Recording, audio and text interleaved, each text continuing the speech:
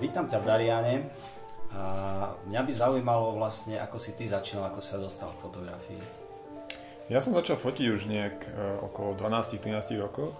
Som dostal prvý foťák, úplný kompakt, obyčajný na film a proste ma to strašne chytilo. Myslím, že to je spojené s tým, že mám veľmi zlú pamäť a čo som si neodfotil, som si nepamätal.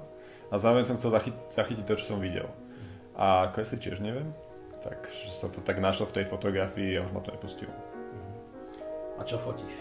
Špecializujem sa na reportáž a dokumentárnu fotografiu a často pre mimovládne organizácie, ale živím sa samozrejme komerčnými foteniami popri tom.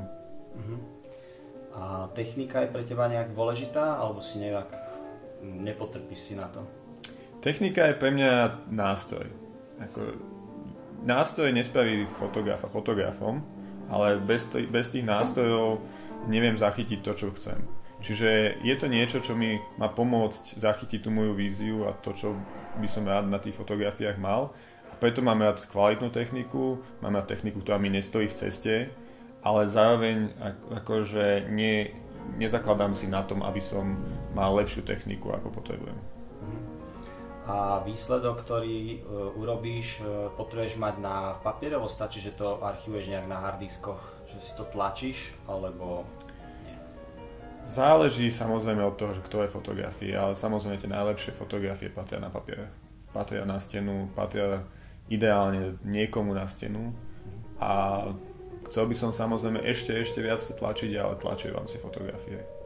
A to, čo fotievaš, tak si vravel, že to sú v podstate tak ako dokument.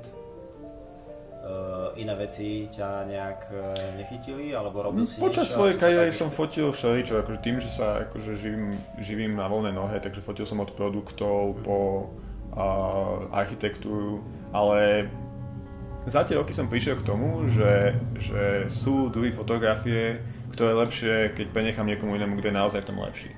Alebo aj pre klienta, aj pre toho človeka, pre ktorého tá fotografia je. Niekedy čo poviem, že vieš čo, ale na toto je lepší ten.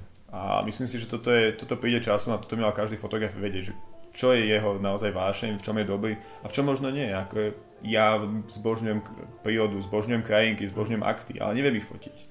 A netlačím sa do toho, aby som ich nutne fotil, alebo si to odfotím pre seba a nebudem sa teraz snažiť dostať zakázku na to napríklad. Čiže tam radšej posuniem niekoho, kto je naozaj dobrý. A myslím si, že my fotografi by sme mali vedieť ako oceniť iných fotografov tvorbu a naozaj si vedieť povedať, že ten tak dobre fotí tak akty, že keď niekto chce akty, posuniem to ďalej. Tak to, čo robíš dobre. Drží palce. Díky.